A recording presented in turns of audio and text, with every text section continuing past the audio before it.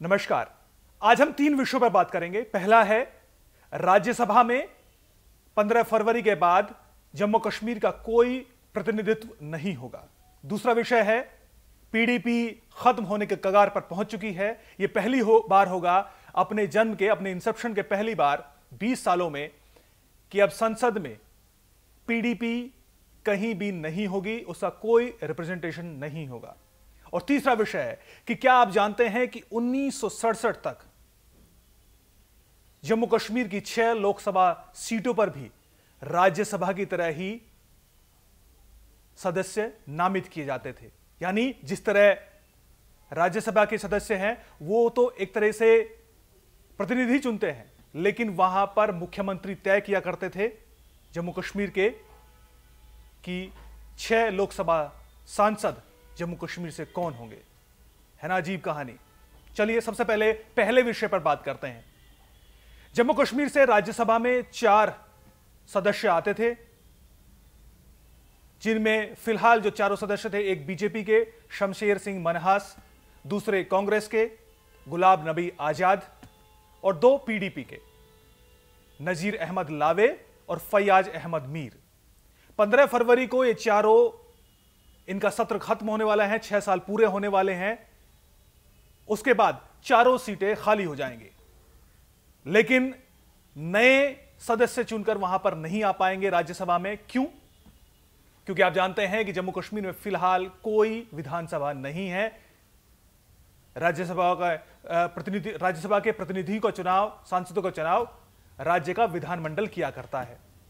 लिहाजा तय यह हुआ कि 15 फरवरी के बाद चारों सीटें जम्मू कश्मीर की खाली रहेंगी राज्यसभा में, वहां पर कोई प्रतिनिधित्व नहीं होगा। 2 जो सांसद पीडीपी के थे वो भी रिटायर हो जाएंगे। इसी के साथ पीडीपी का भी यहां पर खात्मा होता नजर आ रहा है। पीडीपी पिछले जब से सत्ता से बाहर हुई है 2018 में, उसके बाद से धीरे धीरे वो बिखरती जा रही है। आर्टिकल 370 हटने के बाद पार्टी लगभग खत्म होने के कगार पर है। 2 प्रतिनिधि बचे थे राज्यसभा में, दोनों रिटायर होने के बाद अब ना तो डीडीसी चुनावों में ना ही संसद में कहीं भी फिलहाल पीडीपी दिखाई नहीं दे रही।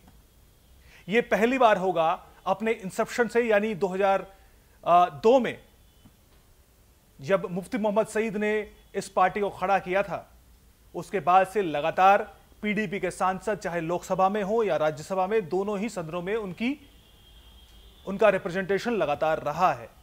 लेकिन आज स्थिति यह हो गई है कि अब पहली बार पीडीपी संसद में उनका कोई प्रतिनिधि नहीं होगा।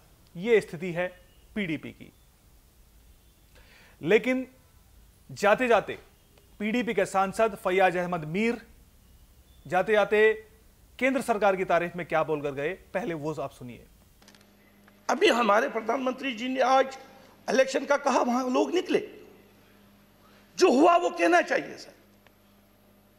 मैंने देखा है सर, जो उज्ज्वला स्कीम है या बाकी स्कीम है, मैं जब म्युनिसिपल कमेटी का चेयरमैन था, हमें साल में 5 लाख रुपया मिलता था।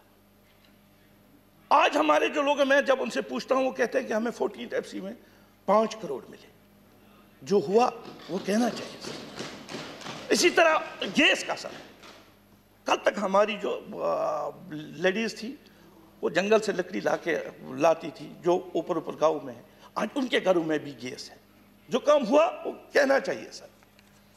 साफ है कि जम्मू कश्मीर में काफी कुछ बदल चुका है। वरना एक जमाना हुआ करता था जहां जम्मू कश्मीर में 1967 तक लोकसभा के सांसद भी वहां के मुख्यमंत्री नामित किया करते थे। आप सोचेंगे ऐसा कैसे संभव हो सकता है, क्योंकि लोकसभा सदस्यों को चुनाव तो डायरेक्ट लोग किया करते हैं, आम जनता किया करती है। लेकिन हमारे देश में जम्मू कश्मीर अकेला राज्य ऐसा था जिसने पहले 3 लोकसभा चुनावों में जो 6 सदस्य जम्मू कश्मीर से आते थे उनको चुना नहीं, बल्कि वहां पर उसके मुख्यमंत्री नामित किया करते थे। राष्ट्रपति को नामों की सिफारिश की जाती थी, राष्ट्रपति उनको लोकसभा के सदस्य बनाया करते थे। यह हुआ हमारे देश के सबसे कथित democratic prime minister Jawaharlal Nehru के जमाने में। पहला चुनाव हुआ 51-52 में, यानी जो पहले जो लोकसभा चुनकर आई थी 1952 में 6 प्रतिनिधि जम्मू कश्मीर से चुनकर आने थे, लेकिन ऐसा नहीं हुआ। 1954 में एक प्रेसिडेंशियल ऑर्डर निकाला गया जिसमें आर्टिकल 371 के तहत जम्मू कश्मीर के विधानमंडल को एक शक्ति दी गई, उस प्रेसिडेंशियल ऑर्डर के तहत, कि इन 6 सदस्यों को वहां का विधानमंडल यानी वहां की विधानसभा नामित करेगी। उसकी सिफारिश राष्ट्रपति को की जाएगी और राष्ट्रपति उनको लोकसभा सदस्य बना दिया करेंगे। 1952 में ऐसा हुआ। इस प्रेसिडेंशियल ऑर्डर के आधार पर लगातार 3 बार, जब तक नेहरू प्रधानमंत्री रहे, लगातार उनके सामने 3 बार जो चुनाव हुए, तीनों बार जम्मू कश्मीर के जो लोकसभा सदस्य है, 6 लोकसभा सदस्य, उनको नामित किया जाता रहा, ना कि उनको वहां के लोगों ने चुना हो। जाहिर है ये एक तरह से, इसको हम लोकतंत्र का ढकोसला ही कहेंगे कि हमारे संविधान के आर्टिकल 81 में जहां पर यह शक्ति दी गई है कि लोग डायरेक्ट इलेक्शन करके अपना प्रतिनिधि चुन सकते हैं। नेहरू के रहते रहते ही 1961 में पूरनलाल लखनपाल ने सुप्रीम कोर्ट में इस प्रेसिडेंशियल ऑर्डर के खिलाफ, इस बेजा प्रैक्टिस के खिलाफ केस दायर किया। उसने कहा कि वो जम्मू कश्मीर में जाकर चुनाव लड़ना चाहते हैं, यह उसका अधिकार है देश का नागरिक होने के नाते, लेकिन चूंकि वहां पर चुनाव नहीं लड़ा जाता, लोग नहीं सांसद चुनते, लिहाजा इस प्रेसिडेंशियल ऑर्डर को खारिज किया जाए, इस बेजा प्रैक्टिस को इलीगल, अनकॉन्स्टिट्यूशनल ठहराया जाए। लेकिन हुआ क्या? सुप्रीम कोर्ट ने पूरनलाल लखनपाल के इस केस को खारिज कर दिया और कहा कि प्रेसिडेंट के पास असीमित शक्तियां हैं, लिहाजा वो ऐसा प्रेसिडेंशियल ऑर्डर ला सकता है, इसमें कोई गड़बड़ी नहीं है। पूरनलाल लखनपाल ने फिर से यह कहते हुए कि दरअसल ये उनके अधिकारों का हनन है, भारत का नागरिक होने के नाते उनका अधिकार है कि वो जम्मू कश्मीर से चुनाव लड़ सकते हैं। उन्होंने फिर से रिव्यू के लिए सुप्रीम कोर्ट में केस दायर किया। सुप्रीम कोर्ट ने उसको कॉन्स्टिट्यूशनल बेंच के लिए रेफर कर दिया, लेकिन कॉन्स्टिट्यूशनल बेंच ने उसको सुनने लायक ही नहीं समझा इस केस को, और साथ साथ पूरनलाल लखनपाल पर अच्छा खासा फाइन भी जड़ दिया। अब यहां पर दिलचस्प यह है कि अगर यह केस कॉन्स्टिट्यूशनल बेंच के सुनने लायक था ही नहीं तो उसको रेफर किया क्यों गया? लेकिन ऐसा हुआ। बहरहाल 1964 में जवाहरलाल नेहरू की मृत्यु हुई, उसके बाद इंदिरा गांधी प्रधानमंत्री बनी, तब तक काफी कुछ बदल चुका था।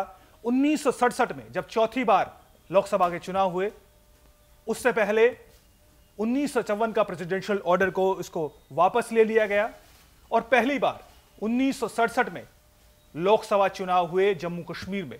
यानी 1947 से लेकर 1967 तक 20 सालों तक जम्मू कश्मीर में लोकसभा सदस्य नामित किए जाते रहे, ना कि चुने गए। राज्यसभा के सांसद भी, लोकसभा के सांसद भी। था ना ये लोकतंत्र के साथ कितना बड़ा मजाक, लेकिन ऐसा हुआ इस देश में। 1967 में पहली बार जम्मू कश्मीर के लोगों ने अपने 6 लोकसभा सदस्य चुने। कौन कौन थे? 5 कांग्रेस के चुने गए, 1 नेशनल कॉन्फ्रेंस का चुना गया। बारामूला से एस.ए. आगा जो कि कांग्रेस के थे, अनंतनाग से एम.एस. कुरैशी जो कि कांग्रेस के थे, लद्दाख से कुशक बकुला रिम्पोचे जो कि लद्दाख की सीट से थे, वो कांग्रेस की टिकट पर चुनाव जीते। उधमपुर से जी.एस. ब्रिगेडियर और जम्मू से आई.जे. मल्होत्रा, जबकि एक सदस्य श्रीनगर से बी.जी. मोहम्मद नेशनल कॉन्फ्रेंस के थे।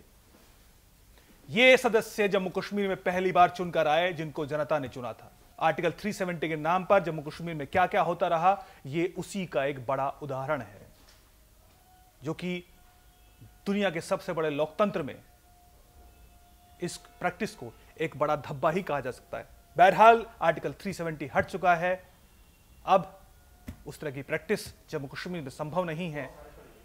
लेकिन हमें अपने इतिहास को जानना चाहिए, पहचानना चाहिए, उसको समझना चाहिए कि इस आर्टिकल 370 के बहाने जम्मू कश्मीर में क्या क्या होता रहा। नमस्कार।